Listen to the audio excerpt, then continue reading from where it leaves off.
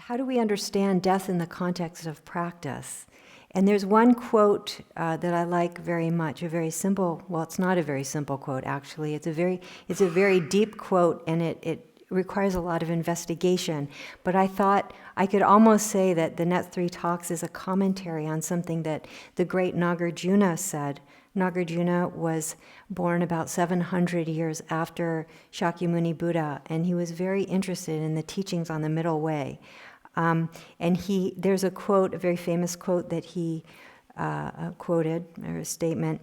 He said, like a dream, like an illusion, like a city of Gandharvas. I'll tell you, a city in Gandharvas is kind of like a mirage. They say, like, as you come upon it, you see a city in the distance and you come upon it and all of a sudden it's not there, like a mirage.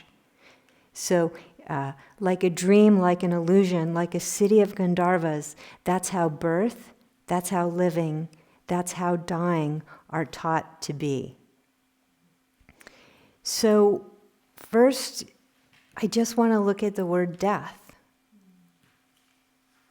Because like you, like me, like how I felt when I was asked to speak about this topic, it probably carries with it all kinds of things that are continuously changing. And I just want to sit with this word. This is something I did last night with a different word, but I think words are very powerful. We have assumptions that words mean certain things. But words are labels, and when we start to look into what our experience is, we find all kinds of things there. So when we start to kind of, we might think, for example, that death is the extinction of something that's here, that exists. So we have this concept of that. But when we start looking at it, we might find that we have many different experiences with this word, and that we can't even exactly find it. Death is this thing, this idea, but what is it aside from just this label that we have? And this is a different way of looking at things. Rather than kind of grasping for concepts and definitions, I would just ask you to look at how you experience this.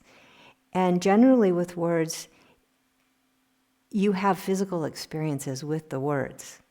You might have emotional experiences. You might have, conceptual things or images come up in your mind around it. So it's not like you have to reach any conclusion or definition about it, but rather just to observe what comes to your experience. And let's just sit for a few minutes and do that.